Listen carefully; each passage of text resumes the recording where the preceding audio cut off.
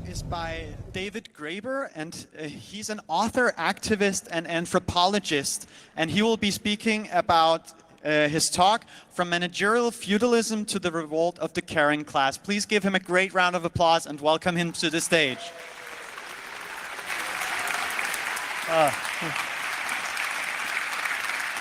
Hello.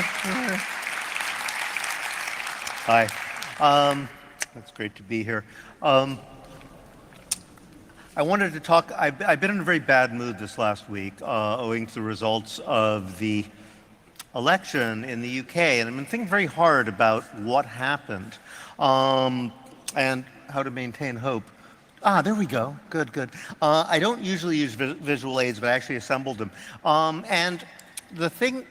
So what I want to talk about a little bit is what seems to be happening in the world politically, that we have results like what just happened in the UK, and why there is nonetheless reason for hope, which I really think there is. In a way, this is very much a blip. Probably the most, but there's a strategic lesson to be learned, I think.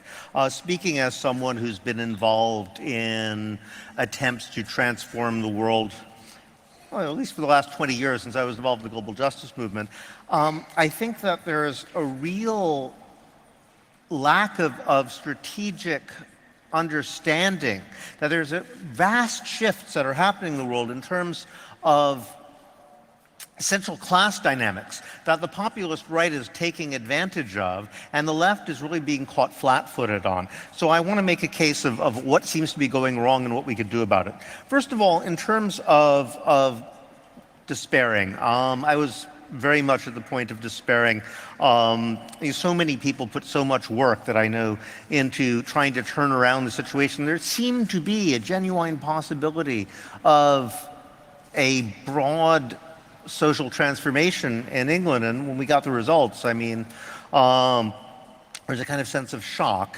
But actually, if you look at the breakdown of the vote, for example, it doesn't look too great for the right in the long run. Basically, the younger you are, the more determined you are to kick the Tories out.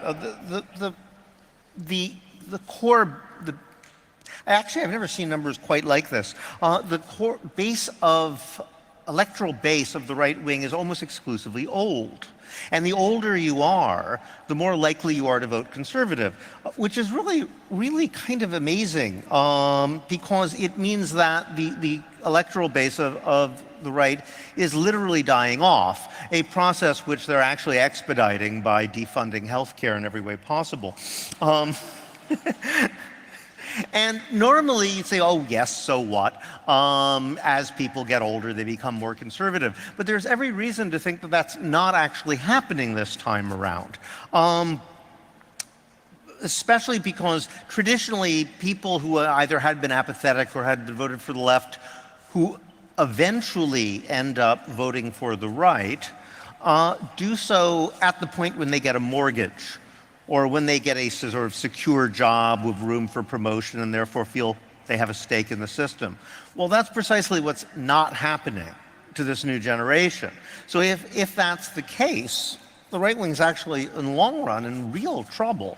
And to show you just how remarkable the situation is, someone put together an electoral map of the UK showing what it would look like if only people over 65 voted, and what it would look like if only people under 25 voted. Here's the first one. Blue is Tory. If only people over 65 voted, I believe there would be 4 or 5 Labour MPs, but otherwise entirely conservative. Now here's the map if only people under 25 voted. There would be no Tory MPs at all. There might be a few Liberal Dems and Welsh candidates and Scottish ones. And in fact, this is a relatively recent phenomena. Here's, if you look at the divergence, it really is just the last few years it started to look like that. So something has happened that like almost all young people coming in are voting not just for the left, but for the radical left. I mean, Corbyn ran on a platform that just 2 or 3 years before would have been considered completely insane and it's falling off the political spectrum altogether. Yet the vast majority of young people voted for it. The problem is that in a situation like this, the swing voters are the sort of middle-aged people, and for some reason, middle-aged people broke right. The question is, why did that happen? And I've been trying to figure that out. Now, in order to do so, I think we need to really think hard about what has been happening to social class relations. And the conclusion that I came to is that essentially the left is applying an outdated paradigm. They're still thinking in terms of bosses and workers in a kind of old-fashioned industrial sense, where what's really going on is that for most people, the key class opposition is caregivers versus managers. And essentially leftist parties are trying to represent both sides at the same time, but they're really dominated by the latter. Now, I'm going to go through some basic political economy stuff as in way of background. And this is a key sort of statistic which is the kind of thing we were looking at when we first started talking about the 99% and the 1% at the beginning of Occupy Wall Street.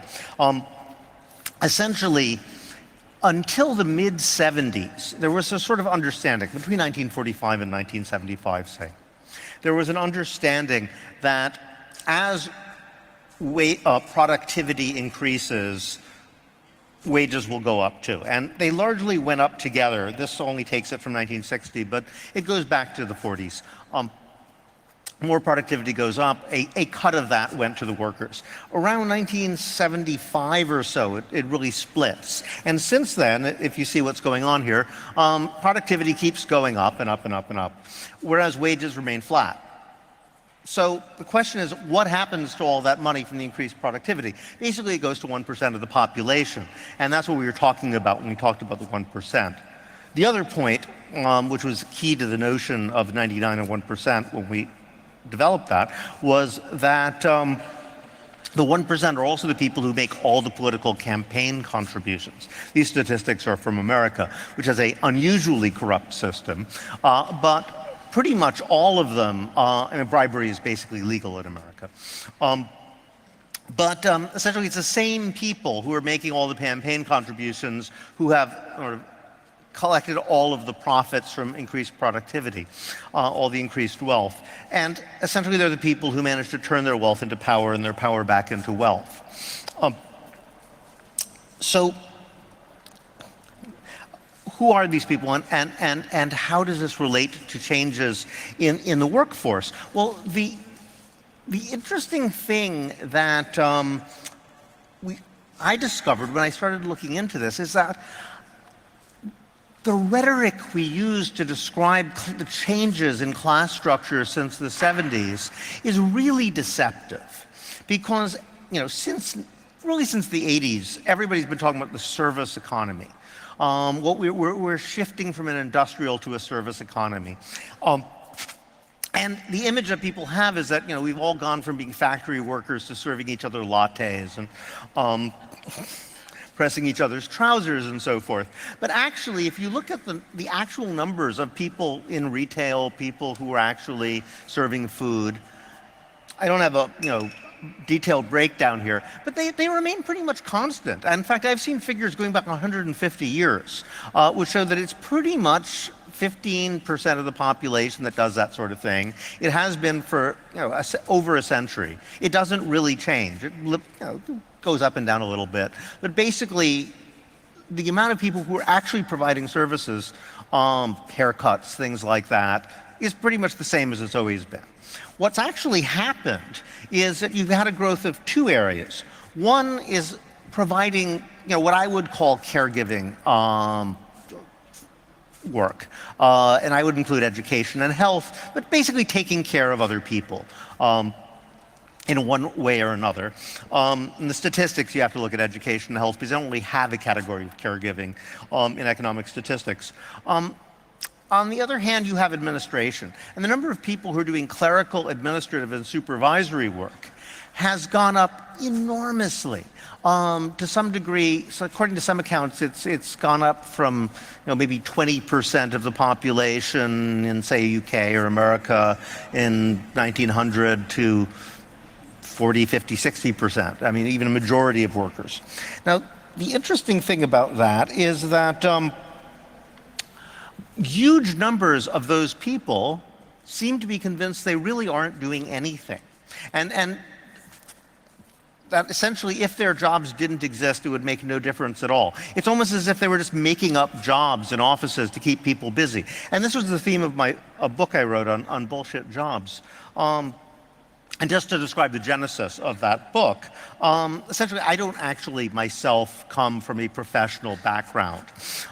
So as a professor, I constantly meet people, sort of spouses of my colleagues, the sort of people you meet when you're socializing with people with professional backgrounds.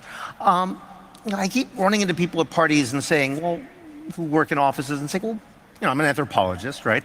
I keep asking, well, what do you actually do? I mean, what does a person who is a management consultant, actually do all day?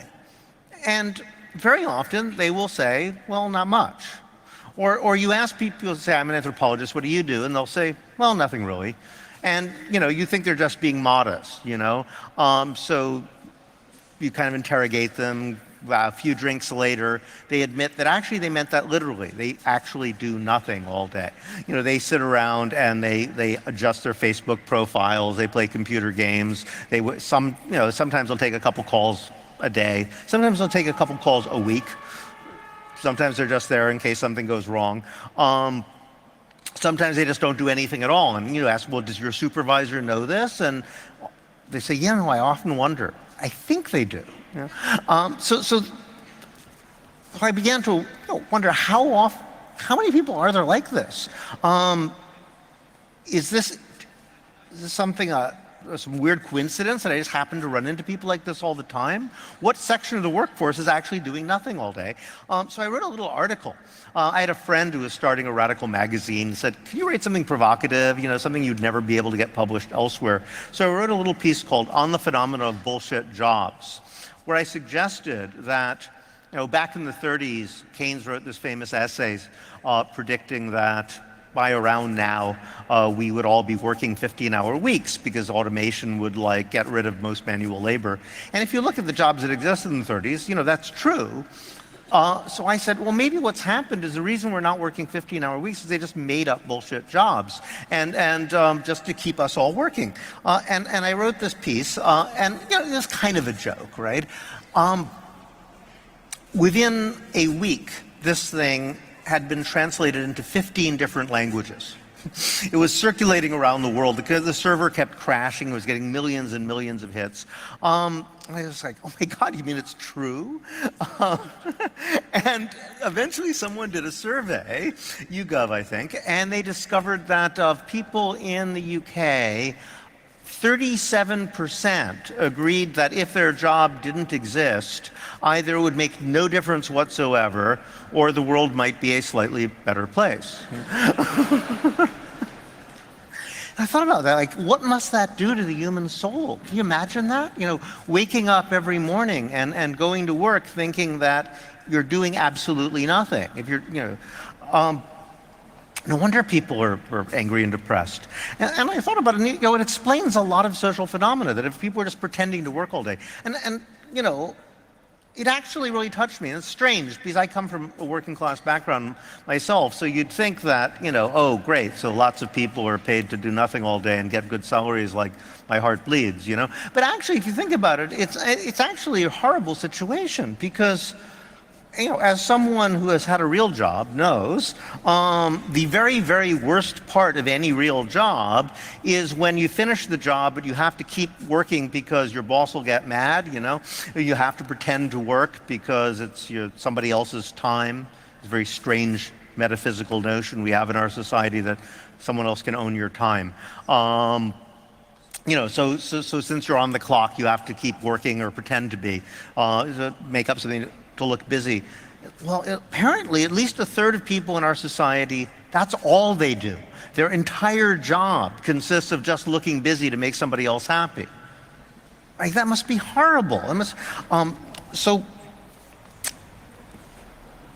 and it made a lot of political sense. Why is it that people seem to resent teachers or auto workers? After the 2008 crash, the people who really had to take a hit were teachers and auto workers. And there was a lot of people saying, well, these guys are making $25 an hour, you know? Well, yeah, they're providing a useful service. They're making cars. You're American. You're supposed to like cars. You know, cars is what makes you what you are if you're American.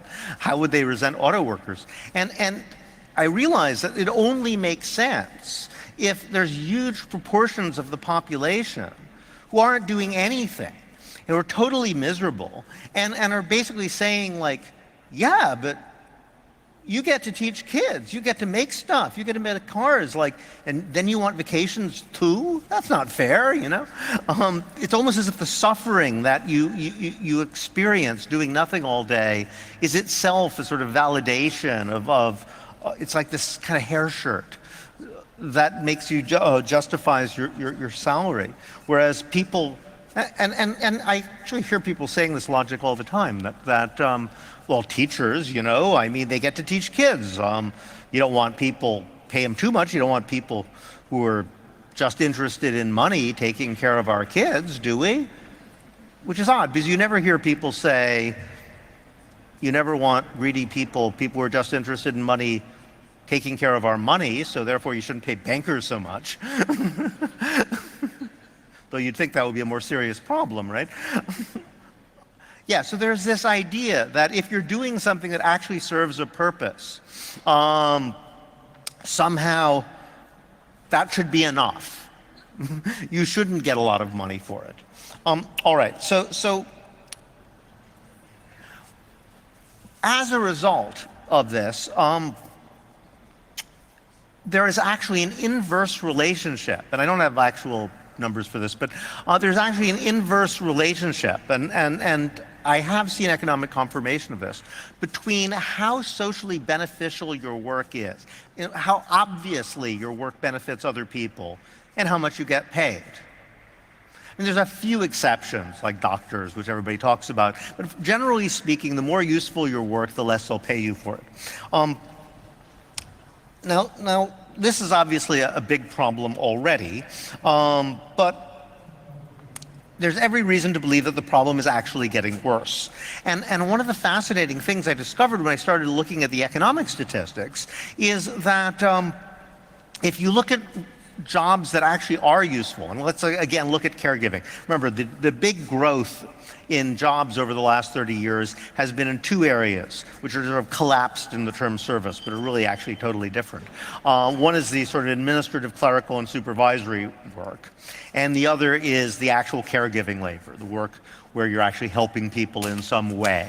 So education and health are the two areas which show up on the statistics. Okay, if you look at these statistics, you discover that productivity in manufacturing, as we all know, is going way up. Productivity in certain other areas, wholesale business services are going up. However, productivity in education, health, and what's this other services, basically caregiving in general, insofar as it shows up on the charts, productivity is actually going down. Well, why is that? That's really interesting. I mean, we'll talk in a moment about what productivity actually even means in this context. But here's a suggestion as to why.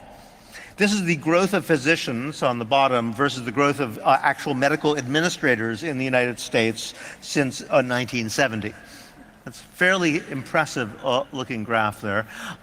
Basically, what that sort of giant mountain there is what called the bullshit sector. There's absolutely no reason why you'd actually need that many people to administer doctors. And actually, real effect of having all those people is to make the doctors and the nurses less efficient rather than more. Because I know this perfectly well from education, because I'm a professor, that's what I do for a living. The amount of actual administrative paperwork you have to do actually increases with the number of administrators. Over the last 30 or 40 years, something similar has happened. It isn't quite as bad as this, but something very similar has happened in America in universities. That the number of professors has doubled, but the number of actual administrators has gone up by 240, 300%. Well, more than that, actually. Yeah, I mean, so suddenly you have like twice as many administrators per professors as you had before. Now, you would think that that would mean that professors have to do less administration because you have more administrators. Exactly the opposite is the case. More and more of your time is taken up by administration.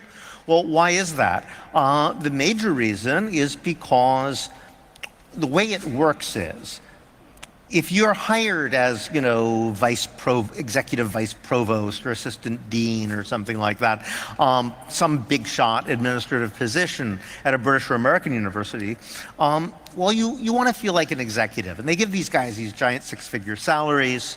They treat them like they're an executive. So if you're an executive, of course, you have to have a minor army of flunkies, of assistants, to make yourself feel important. The problem is, they give these guys 5 or 6 assistants, but then they figure out what those 5 or 6 assistants are actually going to do,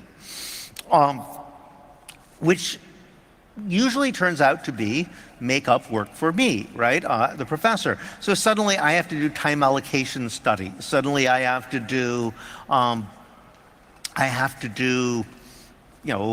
learning outcome assessments where I describe what the difference between the undergraduate and the graduate section of the same course is going to be. Basically completely pointless stuff that nobody had to do 30 years ago and made no difference at all, to justify the existence of this kind of mountain of administrators and just give them something to do all day. Now, the interesting result of that is that, and this is where this sort of stuff comes in, it's actually, the numbers are there, but it's very, very difficult to interpret. So I had to actually get an economist friend to sort of go through all this with me and confirm that what I thought was happening was actually happening. Essentially, what's going on is, just as manufacturing, digitization is being employed to make it much more efficient. Productivity goes up, the number of workers go down, the number of payment that they, the wages are actually going way up in manufacturing, but it doesn't really make a dent in profits because there are so few workers. So, okay, that we kind of all know about. On the other hand, in the caring sector, the exact opposite is happening. Digitization is being used as an excuse to make lower productivity so as to justify the existence of this army of administrators. And if you think about it, basically, in order to translate a qualitative outcome into a form that a computer can even understand, that requires a large amount of human labor. That's why I have to do the learning outcome studies and the time allocation stuff, right? But really, ultimately, that's to justify the existence of this giant army of administrators. Now, as a result of that, you need to have actually more people working in those sectors to produce the same outcome, because they're becoming less and less productive. More and more of your time has to be spent, this is what the average company now looks like. More and more of your time ends up being spent sort of making the administrators happy and giving them an excuse for their existence. This is a breakdown I saw in a report about American office workers where they compared 2015 and 2016 and said, only in 2015, only 46% of their time was spent actually doing their job. That declined by 7% in 1 year to 39%. That's got to be some kind of statistical anomaly, because if that were actually true, in about a decade and a half, nobody will be doing any work at all. But it gives you an idea of what's happening. So if productivity is going down because people are just sort of working all the time to satisfy the administrators, so the creation of bullshit jobs essentially creates the bullshitization of real jobs. There's both a squeeze on profits and wages, because more and more money is going to pay the administrators, and you need to hire more and more people. So what do you get? Well, if you look around the world, where is labor action happening? Basically, you have teacher strikes all over America. You have professor strikes in the UK. You have care home workers. I believe in France they had nursing home workers, first time ever on strike. Nurses strikes all over the world. Basically, caregivers are at the sort of cutting edge of industrial action. The problem, of course, and this is the problem for the left, is that the administrators, who are the basic class enemy of the nurses, and I believe in New Zealand, the nurses actually wrote a very clear manifesto stating this. They said, the problem we have is that there's all of these hospital administrators, these guys, not only are they taking all the money, so we haven't got a raise in 20 years, they give us so much paperwork we can't take care of our patients. So that is the sort of class enemy of what I call the caring classes. The problem for the left is that often those guys are in the same union, and they're certainly in the same political party. Tom Frank wrote a book called Listen Liberal, where he documented what a lot of us had kind of had a sense of intuitively for some time, that what used to be left-wing parties, essentially the Clintonite Democrats, the Blairite Labour Party, you could talk about people like Macron, Trudeau, all of these guys have essentially the head of parties that used to be parties based in labor unions and in the working classes, and by extension the caring classes, as I call them, but have shifted to essentially be the classes of the professional, the parties of the professional managerial classes. So essentially, they are the representatives of that giant mountain of administrators. That is their core base. I even caught a quote from Obama where he pretty much admitted it, where he said, well, people ask me why we don't have a single-payer health plan in America. Wouldn't that be simpler? Wouldn't that be more efficient? And he said, well, yeah, I guess it would, but that's kind of the problem. We have at the moment, 2-3 million people working for Kaiser, Blue Cross, Blue Shield, all these insurance companies. What are we going to do with those guys if we have an efficient system? So essentially, he admitted that it is intentional policy to maintain the marketization of health in America because it's less efficient and, allows them to maintain a bunch of paper pushers in offices doing completely unnecessary work, who are essentially the core base of the Democratic Party. Those guys. Because, they don't really care if they shut down auto plants, do they? In fact, they seem to take this glee. They say, well, economy's changing, you just got to deal with it. But the moment those guys in the offices who are doing nothing are threatened, the political parties leap into action, and get all excited. All right. So if you look at what happened in England, well, it's pretty clear that the Conservatives won because they maneuvered the left into identifying itself with the professional managerial classes. There is a split between the sort of labor union base, which is increasingly unions representing very militant carers of one kind or another, and the professionals, managerials, and the administrators, both of whom are supposedly represented by the same party. Now, Brexit was a perfect issue to sort of make the bureaucrats and the administrators and the professionals into the class enemy. Now, it's very ironic because, of course, in the long run, the people who are really going to benefit from Brexit are precisely lawyers, right? Because they got to rewrite everything in England. However, this is not how it was represented. It was represented your enemies. Well, there was an appeal to racism, obviously. But there was also an appeal, your enemies are these distant bureaucrats who know nothing of your lives. The key moment in terms of where essentially the Tories managed to outmaneuver Labour and guaranteed their victory was precisely by forcing Labour into an alliance with all the people like the Liberal Democrats and the other Remainers, who then used this incredibly complicated constitutional means to try to block Brexit from happening. 20 minutes, okay, that's easy. It was fun to watch at the time on TV. We were all transfixed. There were all this, like all these guys in wigs and strange people called Black Rod and, in odd costumes, appealing to all sorts of arcane rules from the 16th century. And it was great drama. It was like costume drama come to life on television. But in effect, and it seemed like Boris Johnson was just being constantly humiliated. Everything he did didn't work. His plans collapsed. He lost every vote he tried.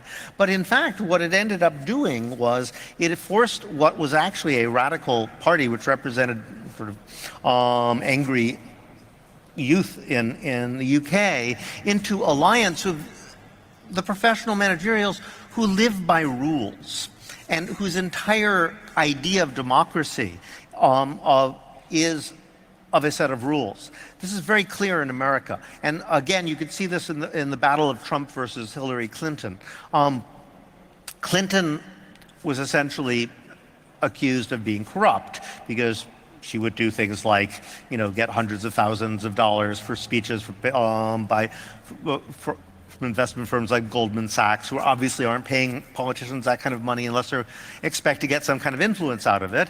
And constantly, like Clinton's defenders would say, yes, but it was perfectly legal. Everything she did was legal. Why are people getting so upset? She didn't break the law. And I think that if you want to understand class dynamics in a country like England or America today, that phrase almost kind of gives the game away, because people of the professional managerial classes are probably the only people alive who think that if you make bribery legal, that makes it okay. It's all about form versus against content. Democracy isn't the popular will. Democracy is a set of rules and regulations, and if you follow the rules and regulations, well, yeah, that's fine, no matter. And these guys, that kind of mountain of administrators, are the people who think that way, and they've become the base of party. They are the electoral base of people like Clinton, people like Macron, people like Tony Blair had been, people like Obama.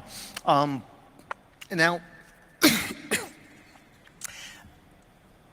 and Corbyn was not at all like that. He is this person who had been a complete rebel against his own party for his entire life. But what they did was they maneuvered him into a position where there had been a Brexit vote, which represented, substance, the popular will, and he was forced into a situation where he had to ally with the people who were trying to block it through legalistic regulation, essentially by appeal to endless arcane laws. Thus, identifying his class with the professional managerials. And a lot of my friends who actually were out on doorsteps, they actually seemed to think of Boris Johnson as a regular guy. I mean, this guy, his actual name is Boris Alexander de Pfeffel Johnson. He is an aristocrat going back 500 years. But they seemed to think he was a regular guy, and Corbyn, who hadn't even been to college and was sort of a member of the elite, based almost entirely on that. And if you look at people like Trump and people like Johnson, how do they manage to pull off being populist in any sense? They're born to every conceivable type of privilege. Basically, they do it by acting like the exact opposite of the annoying bureaucratic administrator who is your kind of enemy at work. That's the game of images they're playing. So with Johnson, it's clearly totally fake. He fakes disorganization. He's actually a very organized person, according to people who actually know him. But he's developed this persona. This guy is all about content over form, and is just sort of chaotic and disorganized. And so they're basically play the role of being anti-bureaucrats, and they maneuver the other side into being identified with administration rules and regulations. And those guys who basically drive you crazy. The question for the left then is how to break with that. So I have, 15 minutes in order to propose how we can break with that? it strikes me that we need to kind of rip up the game and start over. We're in another world economically than we used to be. And perhaps the best way to do it is to think about, well, when people say their jobs are bullshit, when people say that 37% of people who say if my job didn't exist, probably the world would be better off, I'm not actually doing anything. What do they actually mean by that? In almost every case, what they say is, well, it doesn't really benefit anyone. There is a principle that ultimately work is meaningful if it helps people and improves other people's lives. Thus, caring labor, in a sense, has become the paradigm for all forms of labor. And this is very, very interesting because I think that, to a large degree, the left is really stuck on a notion of production rather than caring. And the reason we have been outmaneuvered in the past has been precisely because of that. I could talk about how this happened. I think really a lot of economics is really theological. It's a transposition of old religious ideas about creation, where human beings are sort of forced to. If you look at the story of Prometheus, the story of the Bible, the human condition, our fallen state, is one where God is a creator. We tried to usurp his position, so God punishes us by saying, okay, you can create your own lives, but it's going to be miserable and painful. So work is both productive, it's creative, but at the same time, it's also supposed to be suffering. So we have an idea of work as productivity. So I was actually looking at these charts. They're talking about the different productivity of different types of work.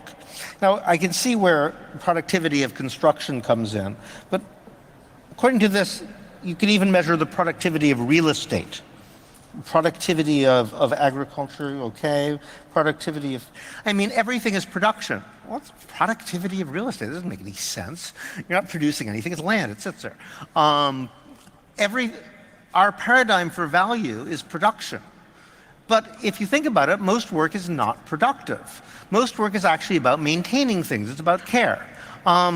If you think, whenever I talk to a Marxist theorist, they try to explain value, which is what they always like to do, they always take the example of a teacup. They'll say, well, usually they're sitting there with a glass, a bottle, a cup. Say, well, look at this bottle. It takes certain amount of socially necessary labor time to produce this. Say it takes this much time, this much resources. They're always talking about production of stuff. But a teacup or a bottle. Well, you produce a cup once, you wash it like 10,000 times. Most work isn't actually about producing new things; it's about maintaining things.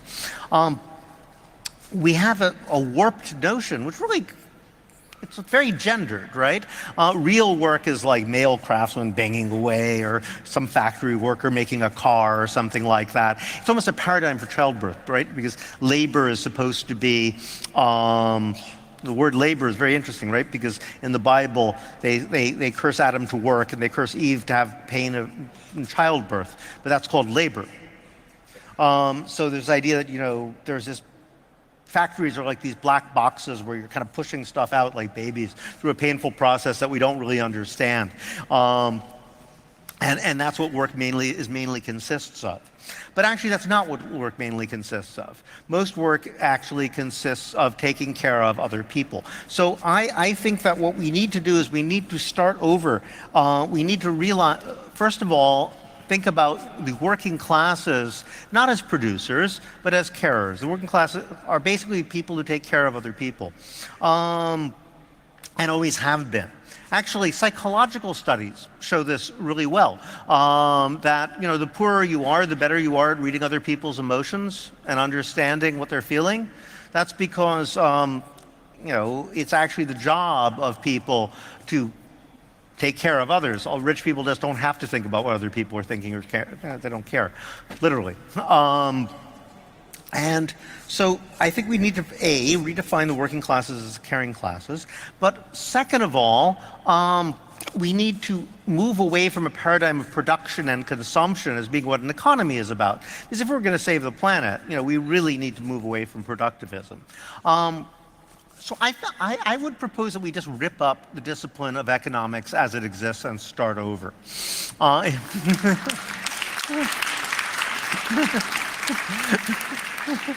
So this is my proposal in this regard. I think that we should take the ideas of production and consumption, throw them away, and substitute for them the idea of care and freedom. Think about it, you know? Thank you, yeah. I mean, even if you're making a bridge, right? You make a bridge because, as feminists constantly point out, you know, you're making a bridge because you care that people can get across the river. You know, you make a car because you care that people can get around. So even like production is is one subordinate type of care. What we do is, you know, as human beings, is we take care of each other. But care is actually, and this is, I think, something that we don't often recognize, closely related to the notion of freedom, because normally care is defined as answering to other people's needs. And certainly that is an important element in it. But you know, it's not just that. Like if you're in a prison, right? They take care of the needs of the prisoners, usually at least, you know, to the point of giving them basic food, clothing, and medical care. But you can't really think of a prison as caring for prisoners, right? Care is more than that. So why isn't a prison a caregiving institution, whereas something else might be? Well, if you think about care, what is the kind of paradigm for caring relations of a mother and a child, right? A mother takes care of a child, or a parent takes care of a child, so that that child can grow and be healthy and flourish. That's true. But in an immediate level, you know, you take care of a child so the child can go and play. That's what children actually do when you're taking care of them. What is play? Play is like action done for its own sake. It's, in a way, the very paradigm of freedom, because action done for its own sake is what freedom really consists of. Play and freedom are ultimately the same thing. So a production-consumption paradigm for what an economy is a guarantee for ultimately destroying the planet and each other.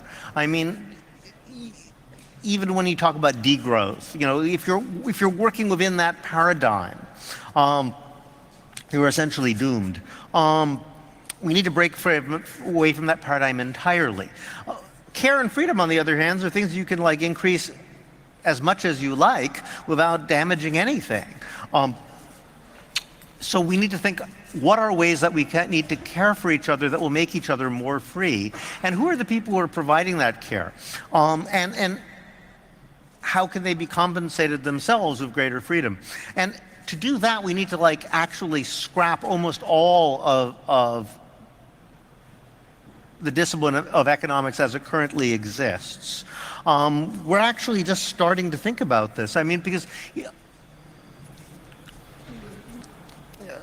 economics as it currently exists is based on assumptions of human nature that we now know to be wrong, right? There have been actual empirical tests of the basic sort of fundamental assumptions of the maximizing individual that economic theory is based on. It turns out, you know, they're not true. It tells you something about the role of economics that this has had almost no effect on economic teaching whatsoever. They don't really care that it's not true. But one of the things that we have discovered, which is quite interesting, is that human beings have actually a psychological need to be cared for, but they have an even greater psychological need to care for others, or to care for something. If you don't have that, you basically fall apart. That's why old people get dogs. You know, we don't just care for each other because we need to maintain each other's lives and freedoms, but our own very psychological happiness is based on being able to care for something or someone. So what would happen to microeconomics if we started from that? We're doing actually a workshop tomorrow on the Museum of Care, which we're going to imagine in Rojava, which is in northeastern Syria, where there is a women's revolution going on, as you might have heard. But it's in places like that where they're trying to completely reimagine economics, the relation of freedom, aesthetics, and value. Because at the moment, the system of value that we have is set up in such a way that this kind of trap that I've described and the gradual Bolshevization of employment, where essentially production work has become a value unto itself in such a way that we're literally destroying the planet. And in order to actually reimagine a type of economics that wouldn't destroy the planet, we have to start all over again. So I'm going to end on that note.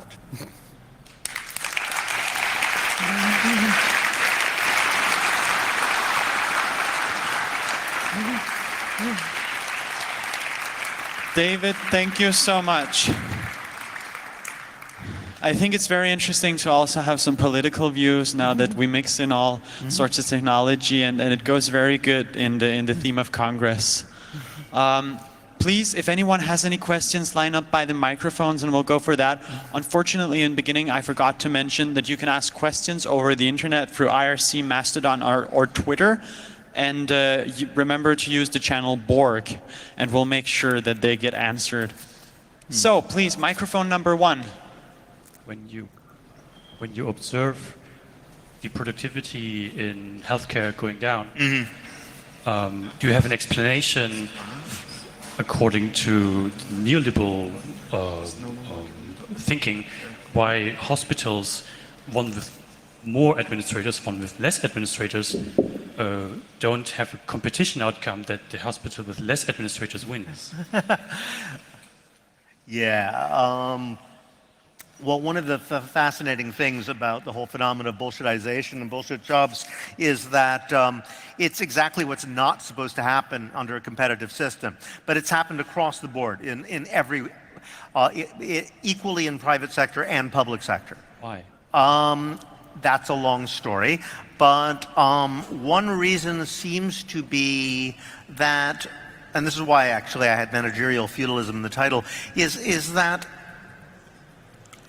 the system we have, all right, is essentially not capitalism as it is ordinarily described. The idea that you have a series of small competing firms is basically a fantasy, and it's especially, it's true of restaurants or something like that, and but it's not true of these large institutions, and it's not clear that it really could be true of those large institutions. They just don't operate on that basis. Essentially, increasingly, profits aren't coming from either manufacturing or from commerce, but from rather redistribution of resources and rent extraction. So that, and when you have a rent extraction system, it much more resembles feudalism than capitalism as normally described. You want to distribute, if you're taking a large amount of money and redistributing it, well, you want to soak up as much of that as possible in the course of doing so. And that seems to be the way the economy increasingly works. I mean, if you look at anything from Hollywood to the healthcare industry, what you've seen over the last 30 years is the creation of endless intermediary roles, which sort of grab a piece of the pie as it's being distributed downwards. And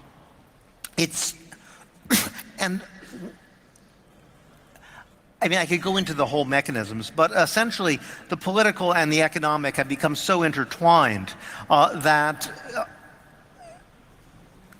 you can no longer make a distinction between the two. So you have and this is where you go back to the whole thing about the 1%. You're using wealth, political power to accumulate more wealth, using your wealth to create more political power. You have an engine of extraction whereby the spoils are increasingly distributed within these very, very large bureaucratic organizations. And that's essentially how our economy works. Great. Thank you so much. I could talk for an hour about the dynamics, but that's basically it. You could call it capitalism if you like, but it doesn't in any way resemble capitalism the way that people like to imagine capitalism would work. Great. Awesome. Questions from the internet, please. How to best address this caregiver class when the context of the proletariat is no no longer given to awake their class consciousness. How to address the caregiver when the proletariat is no longer what? Please repeat the question. How to best address the caregiver class when the context of the proletariat is no longer given to awake their class consciousness. Given to awake? I'm not sure what the asker meant. Yeah. I mean, the question is, how do you create a class consciousness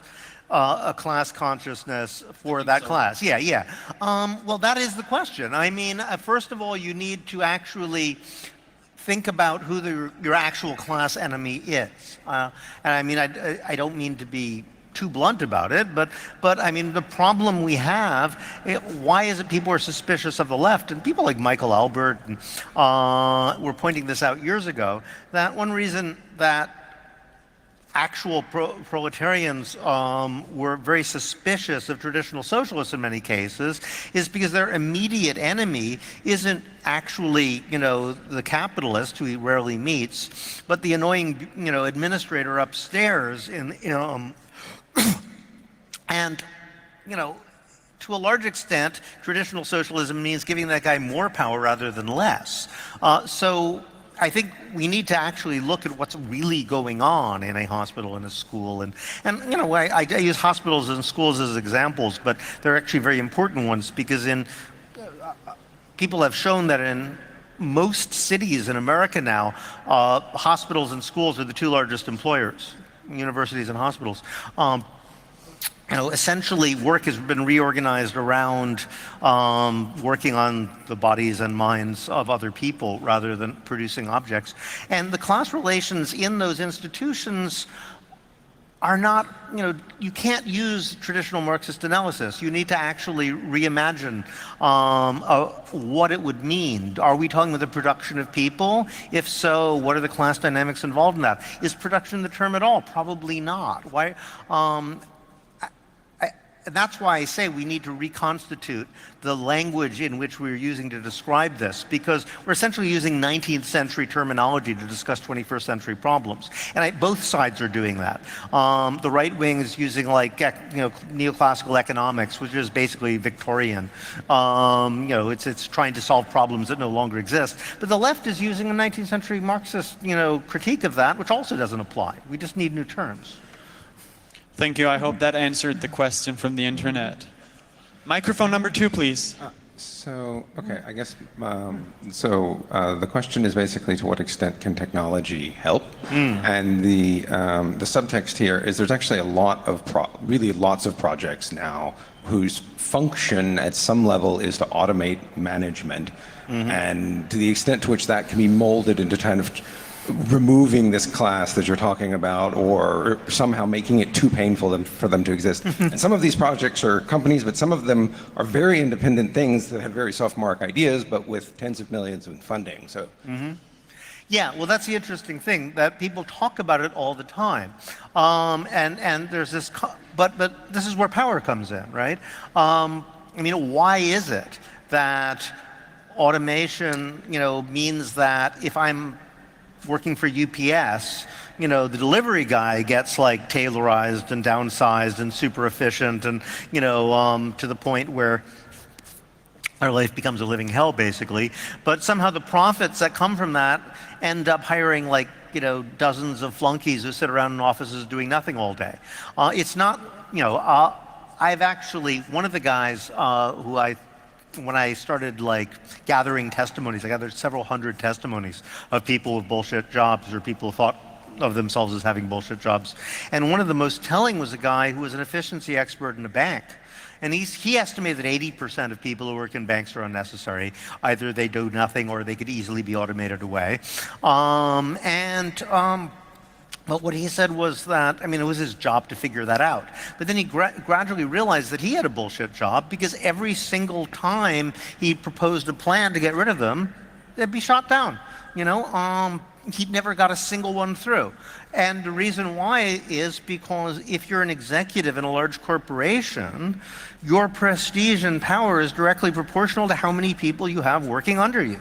So there's no way are they going to get rid of flunkies. I mean, that's just going to mean, the better they are at it, the less important they'll become in the operation. So somebody always blocked it. I mean, this is a basic power question. You can come up with great technological ideas for eliminating people. People do all the time. But, who actually gets eliminated and who doesn't has everything to do with power. Great. Thank you. And last question, please, from microphone number 5. Can we maybe have one question from a non-male person? Yeah, that'd be nice. Non-male person. No, sorry. the other person's just left. Do you want to? Sorry, I am not choosing questions based on stuff. We're kind of choosing all around the hall. Okay, have fun. Please, microphone number 5.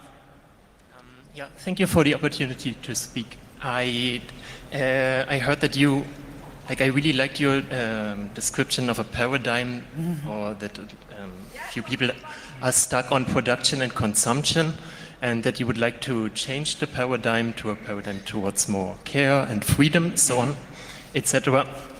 And for me, it kind of sounds a little vague, and that's why I myself think of basic income as a human right, as the actual mean to break with the current hegemonic macroeconomic paradigm, so to speak. And I was interested in your point of view on that basic income. Yeah. Well, I actually totally support that. I think that one of the major objections that people have to universal basic income is essentially people don't trust people to come up with useful things to do themselves. Either they think they'll be lazy, right, and won't do anything, or they think if they do something, it'll be stupid. So we're going to have millions of people who are trying to create perpetual motion devices, or becoming annoying street mimes, or bad musicians, or bad poets, or so forth and so on. And I think it actually masks an incredible condescending elitism that a lot of people have, which is really the mindset of the professional managerial classes who think that they should be controlling people. Because, okay, if you think about the fact that huge percentages, perhaps a third of people, already think that they're doing nothing all day and they're really miserable about it, I think that demonstrates quite clearly why that isn't true. First of all, the idea that people, if given a basic income, won't work. Actually, there are lots of people who are paid basically to sit there all day and do nothing, and they're really unhappy. They'd much rather be working. Second of all, if 30 to 40% of people already think that their jobs are completely pointless and useless, I mean, how bad could it be? Even if everybody goes off and becomes bad poets, well, at least they'll be a lot happier than they are now. And second of all, one or two of them might really be good poets, If just 0.001% of all the people on basic income who decide to become poets or musicians or invent crazy devices actually do become Miles Davis or Shakespeare, or actually do invent a perpetual motion device, well, you got your money back right there, right? Great. Thank you so much. Unfortunately, that was all the questions that we had time to. If you have any more questions, please, I'm sure that David will just take a few minutes to answer them if you come up here.